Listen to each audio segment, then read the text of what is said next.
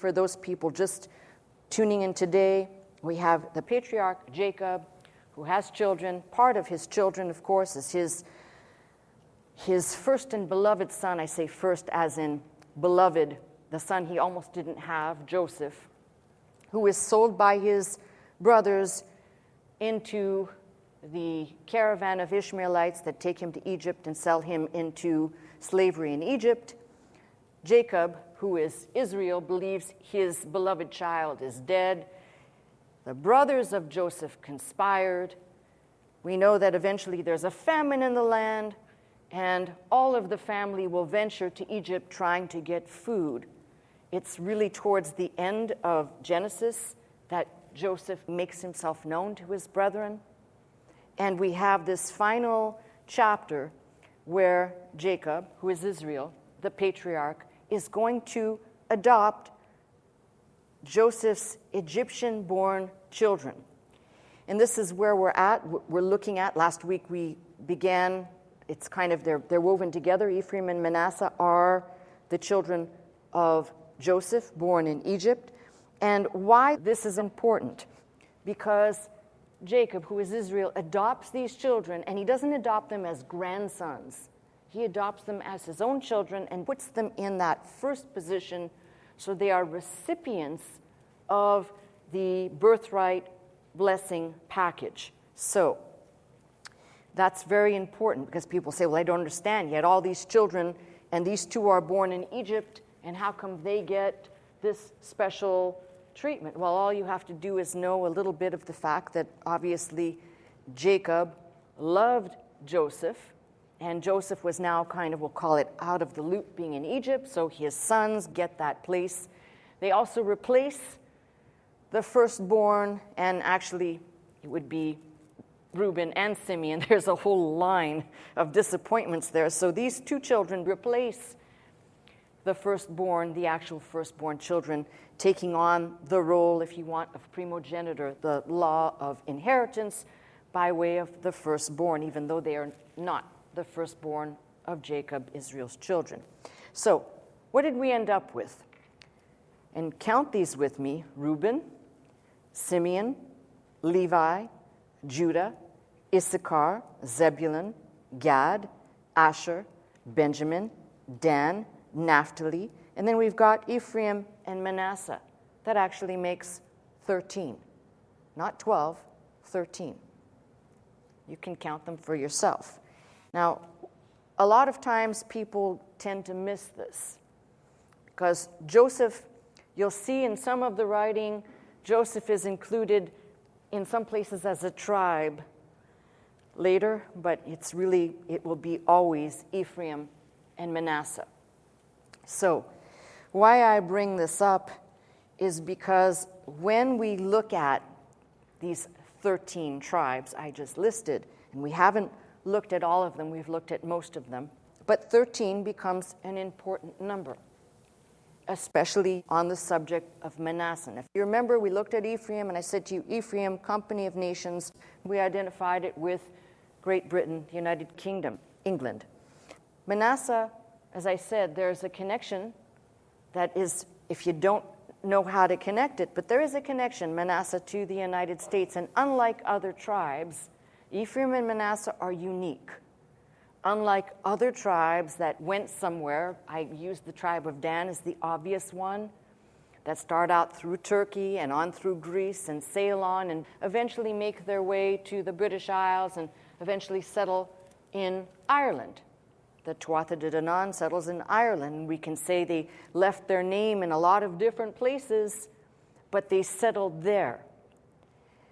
The tribes of Ephraim and Manasseh are different, because although we know that they were allotted territory in the land, when it comes to territory, unlike all the other tribes, we're going to start looking at and seeing a collective body. So in Ephraim, we saw as they began to move west, we've got, we'll call it factions or subgroups that are picked up along with Ephraim, and as the British Isles begin to take shape, you've got a lot of, we'll call them sub-tribes or clans that are scooped up inside of Ephraim that become England. And I pointed out that we get the word England from the development of the Hebrew word Engeli, which comes to Angle, French Angleterre, England, etc. When you get to Manasseh, here's the complication. As I said, just like Ephraim, you've got to go deeper and you've got to dig a little bit more. But I don't think it's an accident. We're looking at Manasseh, and I said the number 13 becomes important. So if we're attaching Manasseh to the United States and the symbolism and the numeric value of things, I'll just point this out because this deserves probably a whole message on its own. But if you've ever looked at our currency, the dollar bill specifically, the Great Seal has a number of sets of 13 on it. The pyramid, for example, which has 13 steps. You've got the eagle with 13 leaves and 13 olive berries.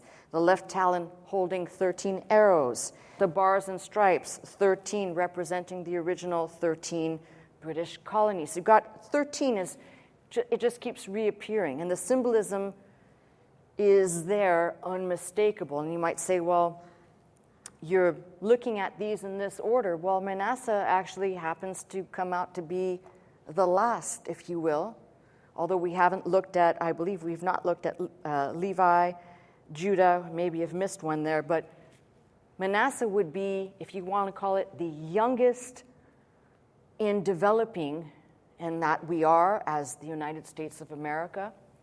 So as numbering 13, and you can see, I can't tell you right off the bat, everything is lined up perfectly, but the number 13, just look at our currency, and it's enough to tell you there's a lot there, including, by the way, there's inside, if you've read the dollar bill, E pluribus unum, 13 letters there. Everything is 13. There's the theme of 13. If you look carefully at everything that is on the front and the back of our currency, you see that the founding fathers had concepts. I believe a lot of them were biblical in nature. Some of them have multiple explanations, but I don't think it's an accident. What is interesting for me is, think of this. On our currency, why do you think the founding fathers felt it necessary to put "In God We Trust"? And there was a reason for that we should be known as not a pagan, not a heathen nation. How far we've come. Yes, indeed. So that's just kind of background to say that there's a lot here. And I'm not even sure that an hour is enough for this, so I'm going to just try, and whatever we don't get to, I'll see if we can get back to it. But we were looking at Genesis 49, and the blessing that is spoken from Jacob, who is Israel, to Joseph in verse 22. Joseph is a fruitful bough, even a fruitful bough by a well, whose branches run over a wall. The archers have sorely grieved him, shot at him, and hated him. But his bow abode in strength, and the arms of his hands were made strong by the hands of the mighty God of Jacob. From thence is the shepherd, the stone of Israel, even by the God of thy father, who shall help thee, and by the Almighty, who shall bless thee, with blessings of heaven above, blessings of the deep that lieth under, blessings of the breast and of the womb, blessings of thy father have prevailed above the blessings of my progenitors. Unto the utmost bound of everlasting hills, they shall be on the head of Joseph, and on the crown of the head of him that was separate from his brethren. So there's a lot that's said there. And I really believe if we were to parse this verse by verse, you could definitely see a bifurcation for both Ephraim and Manasseh. So there is definitely, when it talks about, for example, the archers have sorely grieved him, shot at him, but he abode in strength. We know that both Ephraim and Manasseh, and I want you to think not so much modern, but I want you to think at the time that the British had the largest territory with the greatest, at that time, military. There's a lot that says, that this particular group of people would possess the gates of their enemies. Well, again, that's why I'm not trying to separate too much Ephraim and Manasseh right now, because at one point, it was only England until we obviously became a nation, and that nation became a great military force. And I don't want to talk about modern times right now, because that's a whole different story. But if we're trying to match up the biblical record, here's where the fun begins. So we've got to go to the genealogy to look up the family descendants of Manasseh. We'll find that grouping in 1 Chronicles 7. If you'd like to turn there, 1 Chronicles 7 and verse 14. The sons of Manasseh, Ashriel, whom she bare, but his concubine, the Amorites, bare Machir, the father of Gilead. And Machir took to wife the sister of Huppim and Shuppim. Imagine what those guys looked like. Here's Huppim and Shuppim, whose sister's name was Maachach. Say that a couple of times. And the name of the second was Zelophehad. And Zelophehad had daughters, and Maachah, the wife of Machir, bare a son. She called his name Peresh. The name of his brother was Sheresh. His sons were Ulam and Rahim, and the sons of Ulam, Bidan. These were the sons of Gilead, the son of Machir, the son of Manasseh, and so on. So you can see there is the family line right there. Now, what is interesting about this group of people? We know that the daughters of Zelophehad we have their names in Numbers 26. Mala, Noah, female Noah, Hogla, Milcah, and Tirzah. These names are actually important because we're going to see connections, again, to clans and tribes. Some of these are crystal clear. Some of these are a little bit more ambiguous. I'm telling you up front. We know that when the Israelites were in the wilderness, before they entered into the promised land, we know that half the tribe of Manasseh decided to stay on the east side of Jordan. So that would be Machir, Gilead, and Jair would become known as East Manasseh, and the rest to the west. The western portion of land allotted to the tribe of Manasseh was then divided into 10 portions because of the male descendants. That consisted of 5 families, and then the 6th family, which would have been all female descendants, and these each got a portion of land for inheritance.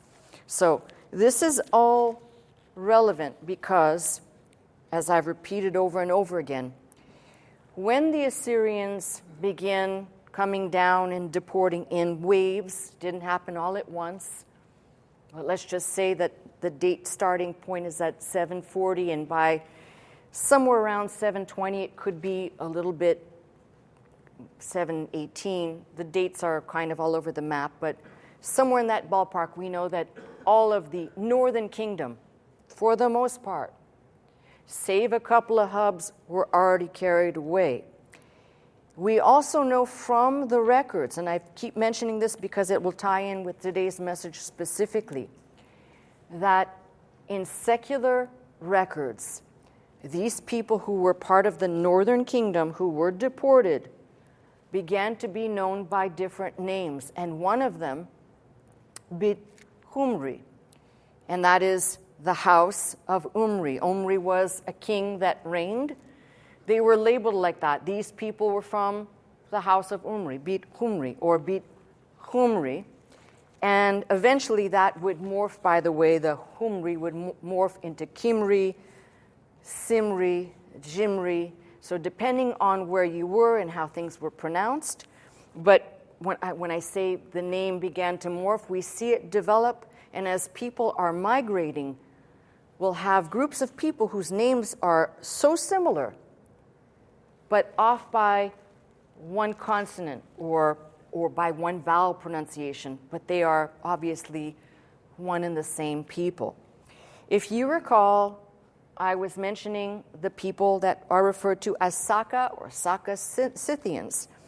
These are equally part of the Beit Humri, but known Saka Scythians, known as the sons of Isaac. And if you remember, there's a scripture, Abraham says, in my seed, Isaac, right?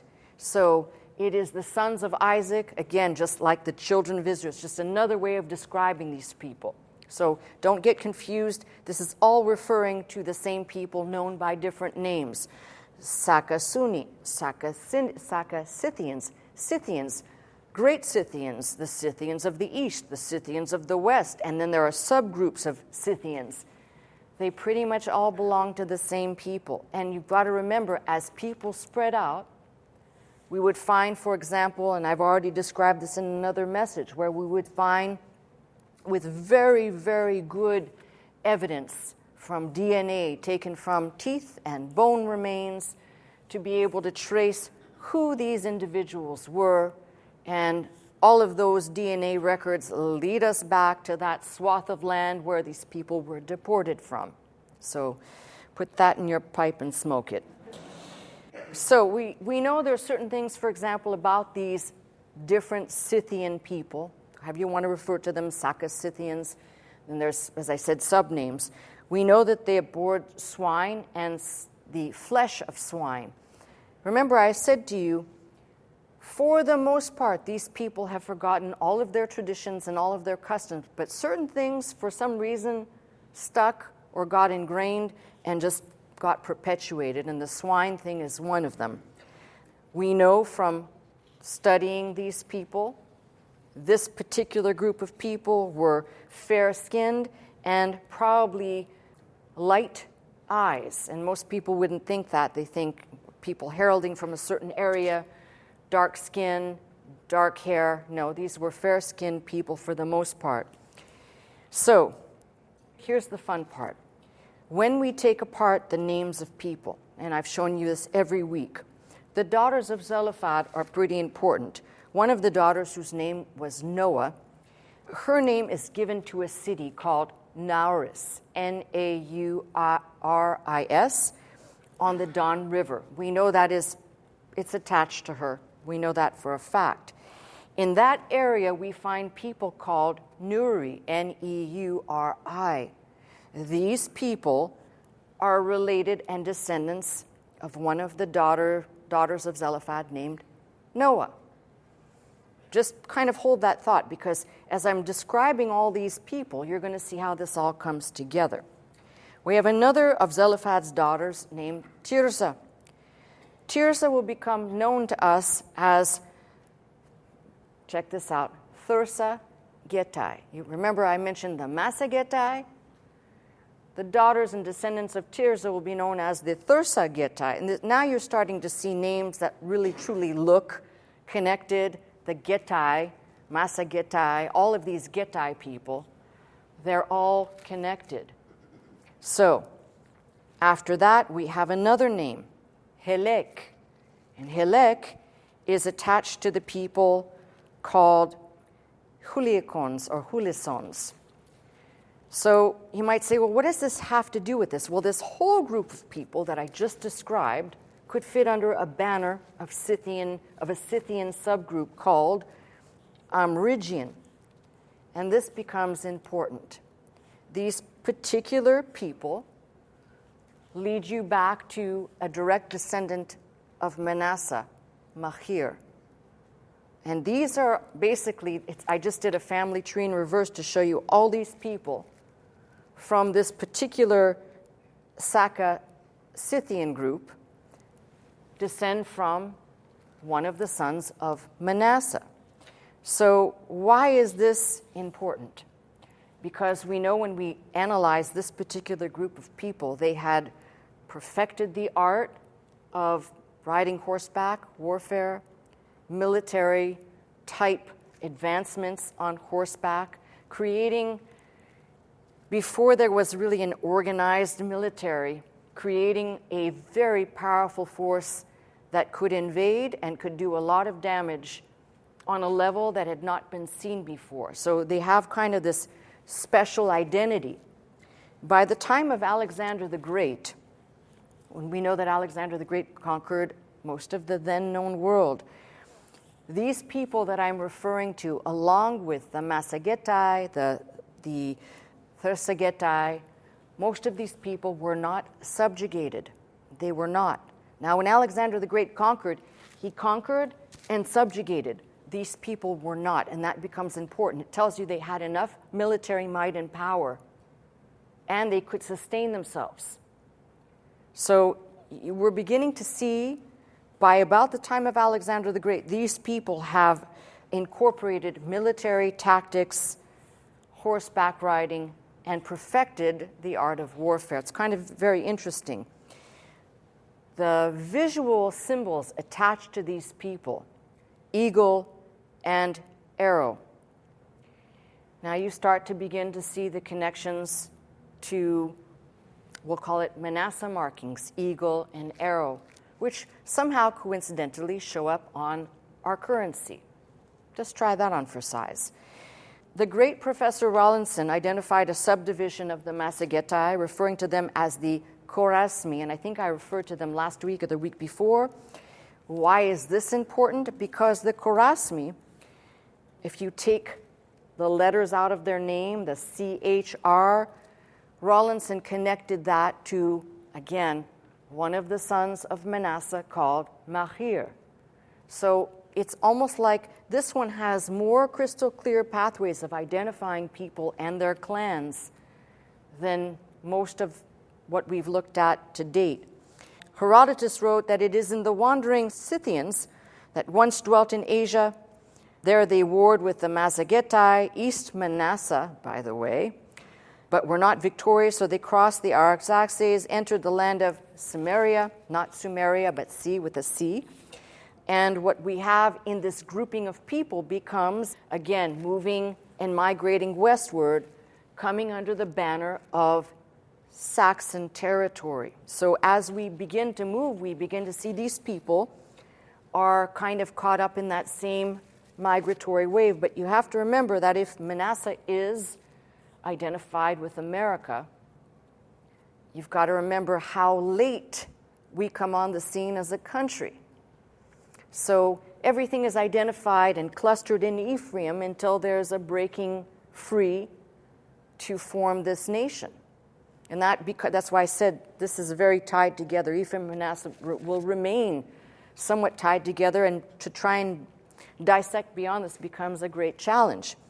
There is also a group we haven't looked at because this one is very controversial among scholars, and that's the Jutes. If you remember, I said to you the Germanic tribes, Anglo-Saxons and Jutes, were the invading Germanic tribes that essentially made up the very early dominance of England before it was England. The Jutes are a hard people to pin down. Now, to date, I've given you everything that is fact, or I've dug into historical records. This one is my opinion, and I always tell you when it's an opinion. The Massagetai, their name also morphs, and if you look at the way Getai is spelt, it will morph into Geti, it will morph into Guti, Juti to Jute. So these people become part of the Jutes. As I told you, this is not like definitive stuff here, but when you begin to look at it, you can see that there were no other invading tribes that we could identify as these people. Strabo said most Scythians from the Caspian Sea are called Angles, and that's Strabo writing. Ephraim, Dahe, those more to the east, Massagetai and Saka, but there are other names attached to here's now the name hyphenated, Saka Amirgo, or Amirgio, which eventually will evolve into a group of people that I mentioned last week. If you remember, before England becomes united, it had territories, all ruled by different kings. So you have areas that were unique to themselves with a ruling king. These people become the people of Mercia. And why this is important, they are known at first as Mercian Saxons, And we eventually begin to see these Mercian people, and the name begins to morph as well. So a people within the Mercian clan called Magonsate, or Spale of Mercia, and the land of Mahir, eventually becomes equated, all these people become equated with America. And it's mind-boggling because unlike other tribes where we can trace and we can look, we only have the names to go by. That's all we have. And following the migration of these names, which ultimately leads us to this country. Descendants of Gilead would become associated with the Galatai in Gaul, the Giladon in Wales, and the Caledonians in Scotland. So again, not a singular people, but think of it as scattering within scattering. Daniel Webster delivered a speech in 1851 that reads as follows. I'm not reading the whole speech, just a little bit, okay? From the mouth of the St. Johns River to the confines of Florida, there existed in 1775 13 colonies of English origin, planted at different times, coming from different parts of England. That's all you need to know. A lot of people who, unfortunately, in this day and age, do not know the history of this country, which is quite tragic. You know, we just celebrate holidays or things go by, or you see it on your phone as a especially for younger people. I don't know about you, but when I think about it, for example, the celebration of independence means more to me now than it's ever meant in my entire life, based on the things I'm seeing all around me. And that's why I keep saying, if we're not careful, the very reason why this country came into existence, it's almost like, for what was the point? Why did we go through all of these exercises? For what? To let it just go to hell in a handbasket, pretty much? A large flux of people came from East Anglia to the Massachusetts Bay Colony between 1629 and 1640. Somewhere around 80,000 Puritans fled England because of religious persecution, and what most people do not understand about this.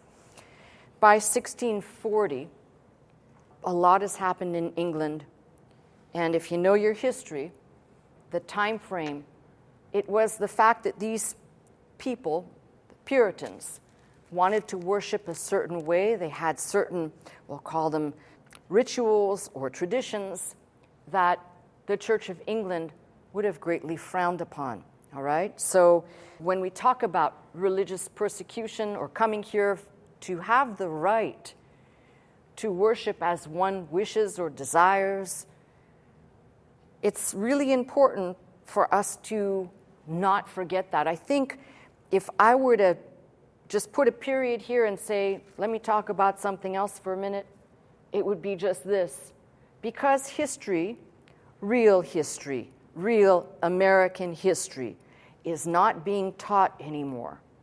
Because children growing up in this country don't understand something, so far removed as the English being here, the redcoats, being on this turf and wanting to claim it and take it for their own. And we could have been just another part of the British Empire. But we became a country founded on incredible ideas that were inspired by God. And if you look and read a lot of the founding fathers in their writings, there is not one individual that contributed. They may have disagreed on certain terminology or certain particulars, but they had one focus. I wish we could actually get back to that mindset, that one focus.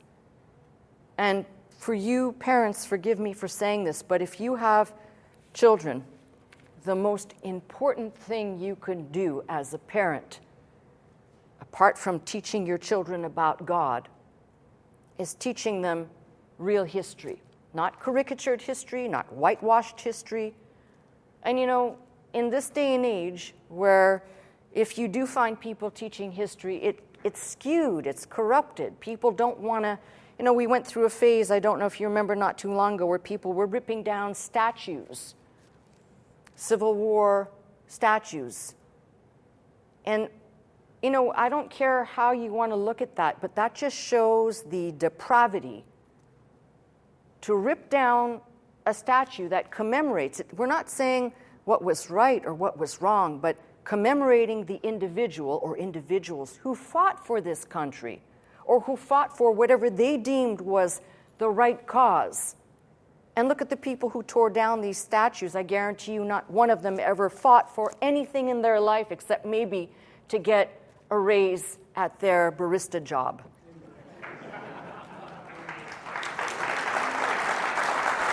Let me ask you something.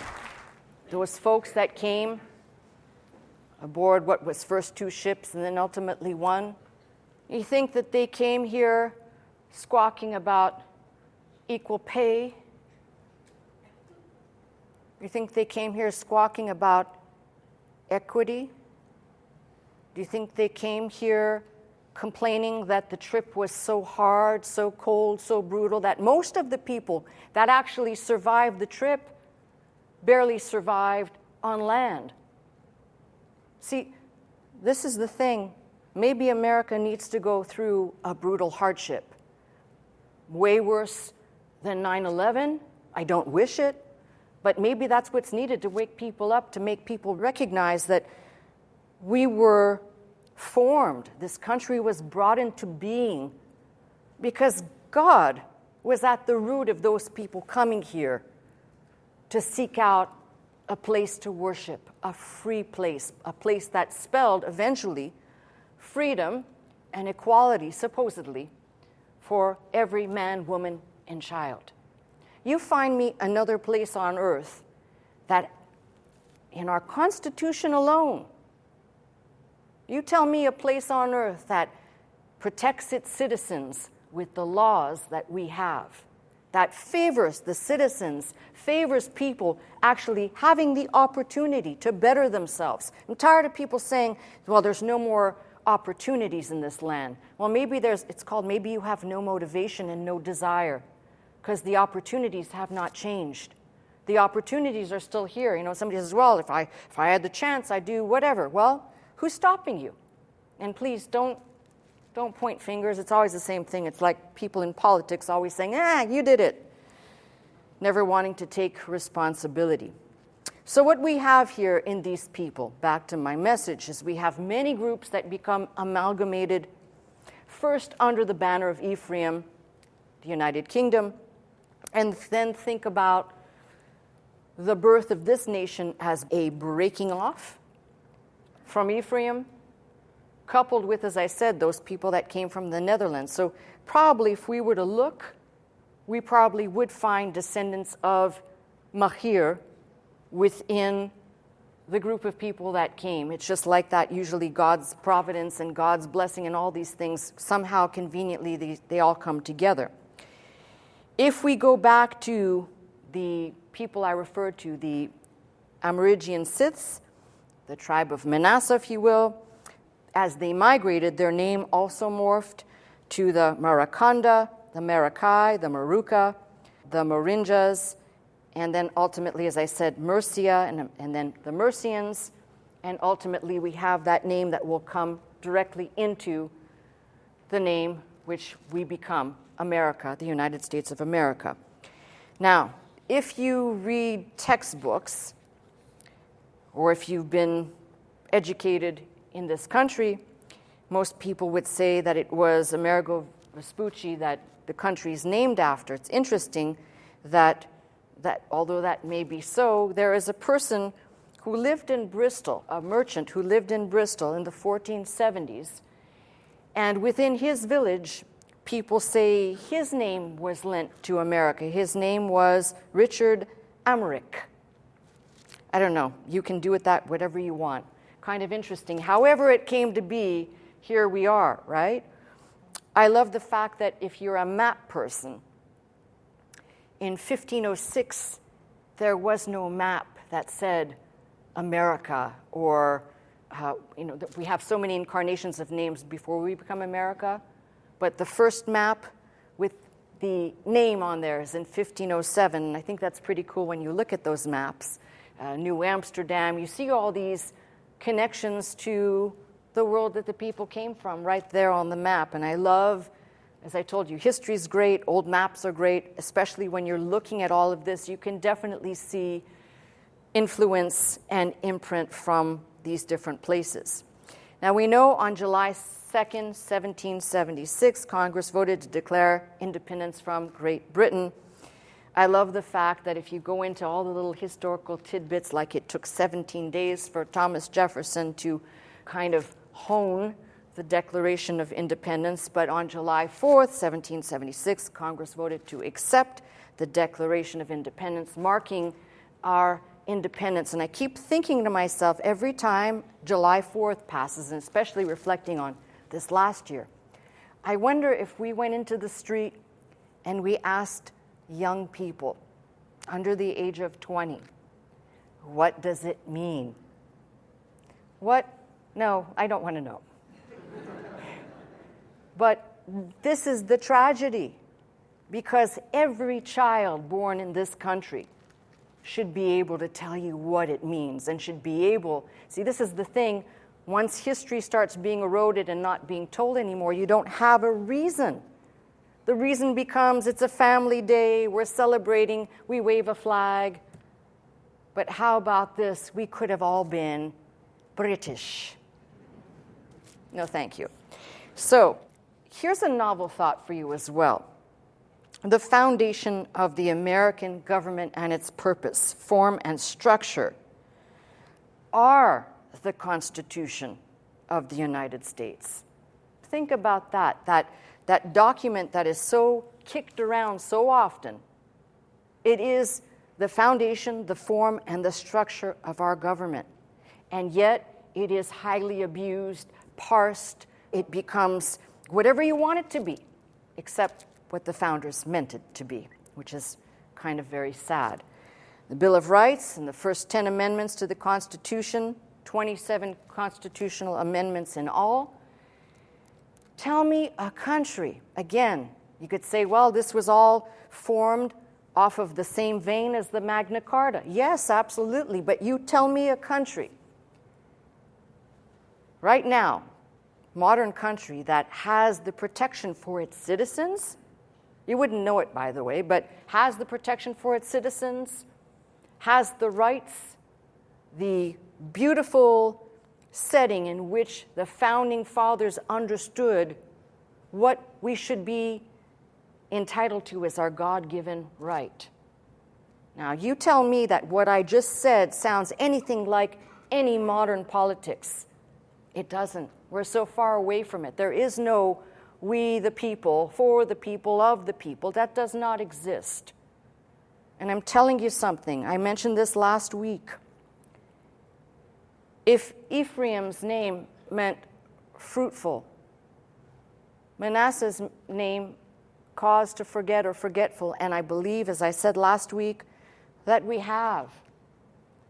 You know, there was a time, and I'm not going to tell you that I think certain evangelists were great or not great, but there was a time when people would hold tent meetings. Even in Los Angeles, they'd put up a tent and people would come. People came to hear the gospel preached. People came to hear a message from this book that would bring conviction, that would bring understanding, that would bring them to a closer walk with the Lord. Now we have to have giant meetings in stadiums, and we have to coerce people to come. We've got to lure them in with maybe putting a box of chicken under their seat or giving them a coupon to a fast food restaurant. You want to kill somebody? Give them a coupon to a fast food restaurant.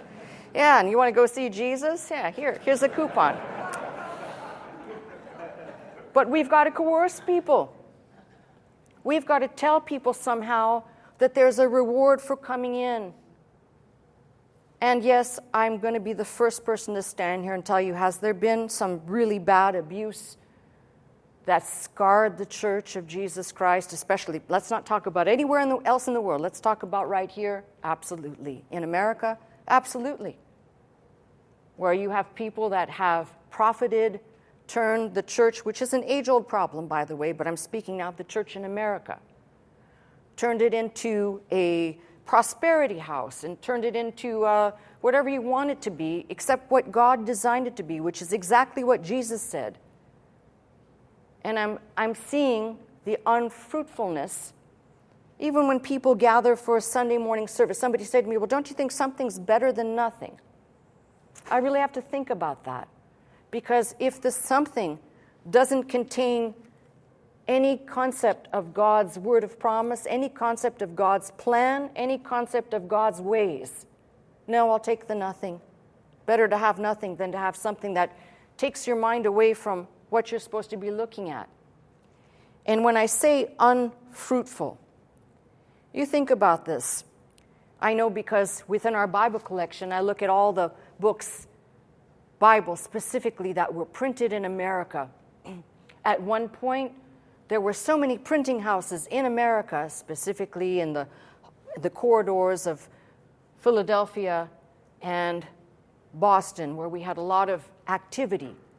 Bibles were being printed. People were clamoring to get Bibles, to read, to educate themselves, to possess the Word of God for themselves, to enjoy for private devotion.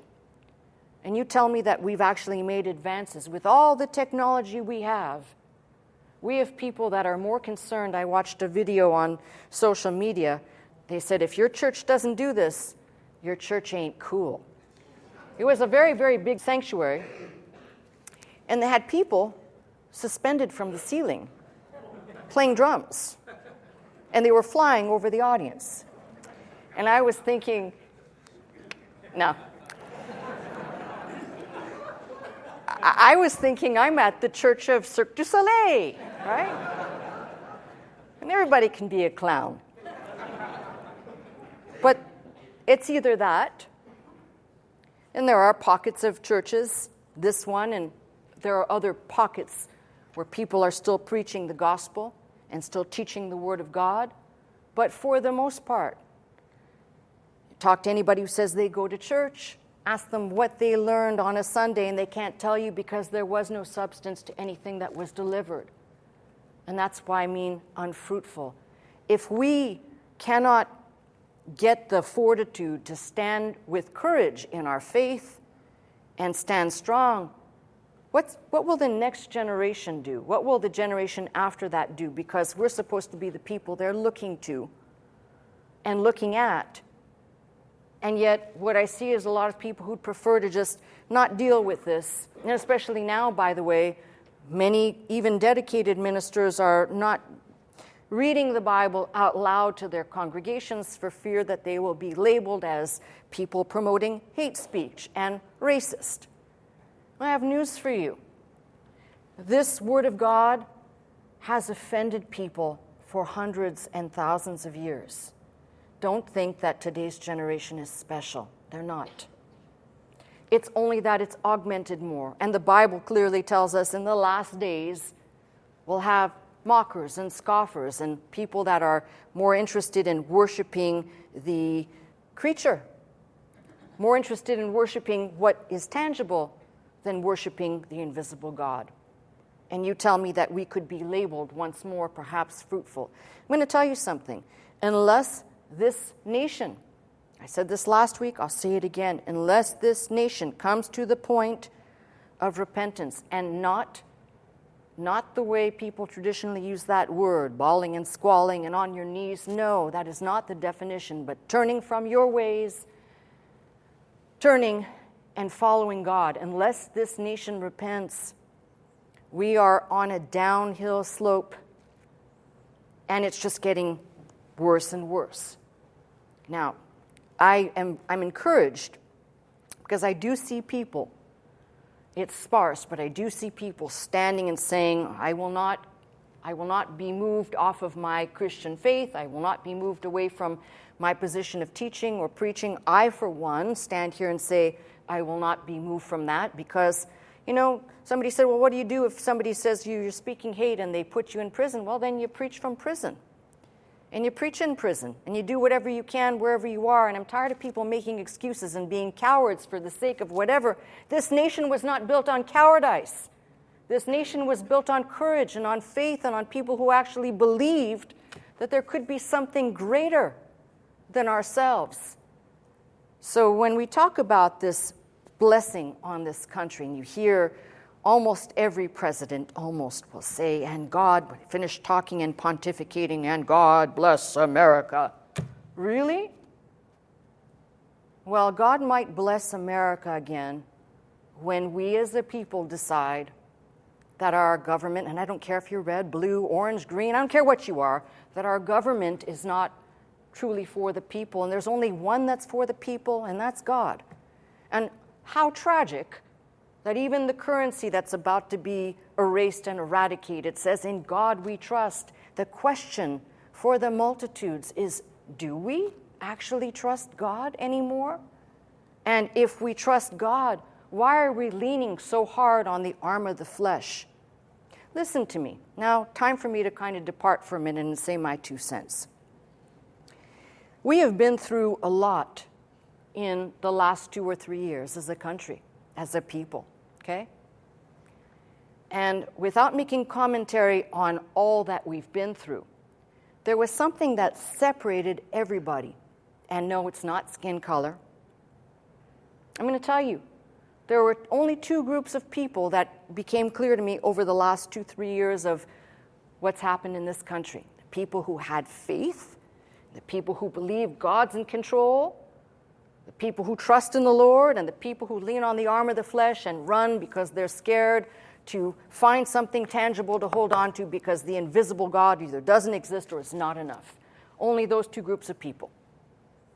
While most of America has been focused on skin color, which God doesn't care about, neither do I. While most people are focused on the wrong thing, if you really look at what I'm saying, the country is sorely divided into just 2 camps. Those people of faith and those people who do not have faith whatsoever. And the people who didn't have faith, they're the ones running in circles with panic and dismay and can't believe and don't understand. The people of faith, although may be confused about the events, were never confused about the outcome. God is still in control. And you might say, well, but you just said, what about this country? Well, we have become unfruitful. Let's not be dishonest. Let's call it what it is. And if we could get back, which I believe we can, that's not a delusional statement.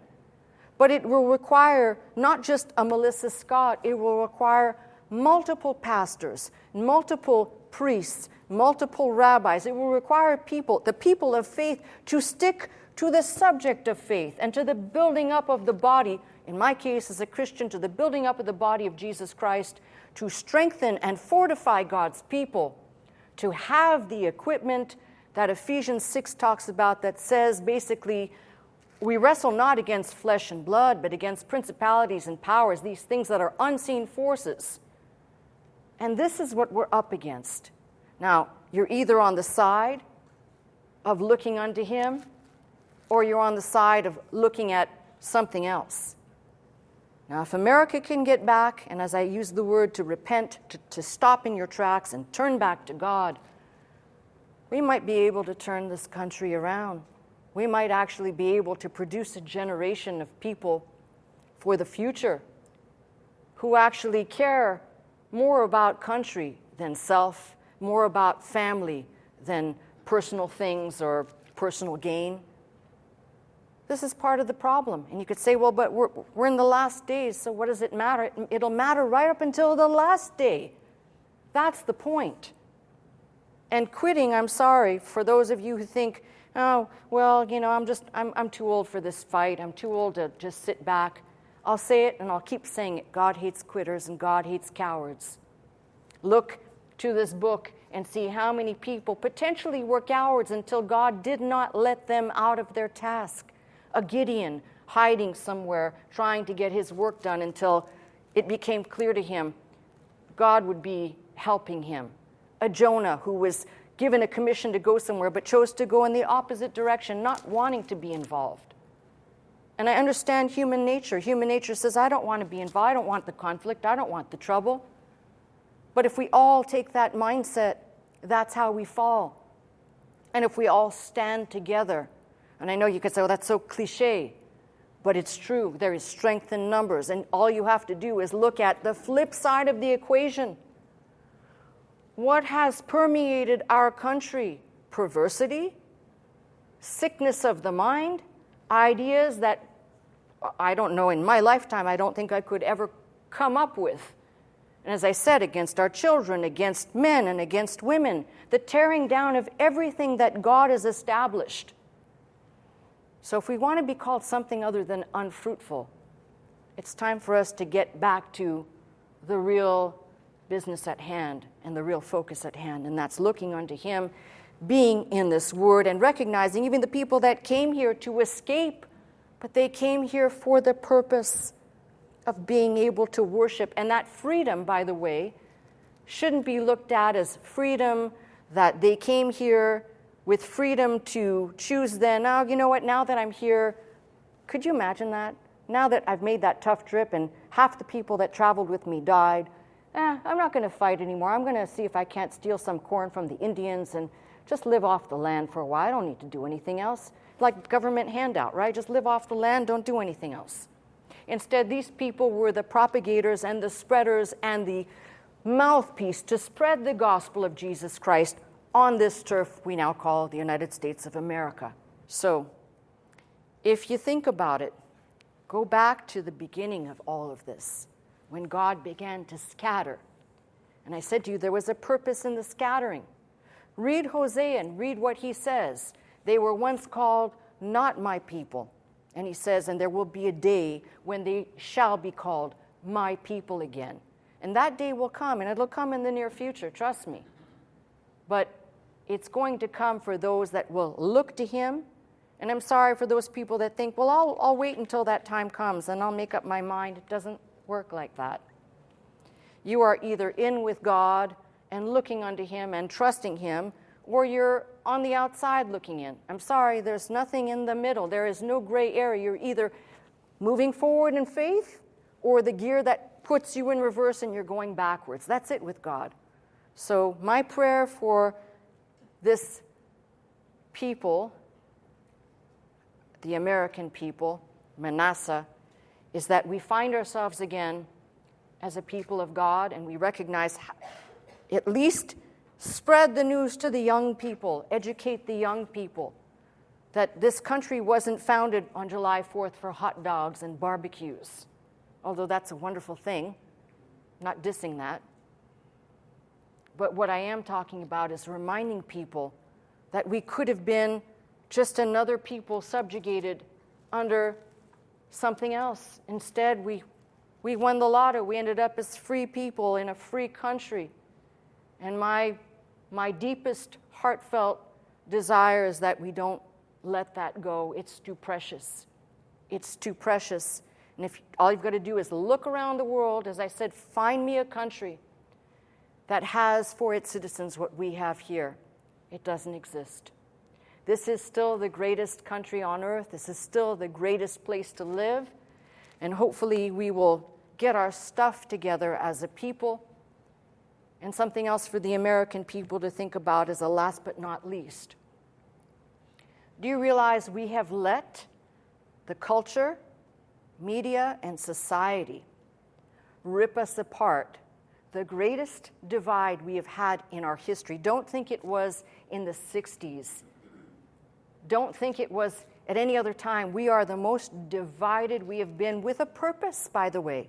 There's a purpose to all this. If you can divide the people and keep the people divided, you'll always have the constant tension, the constant fighting, and the eyes of all of these are not where they need to be.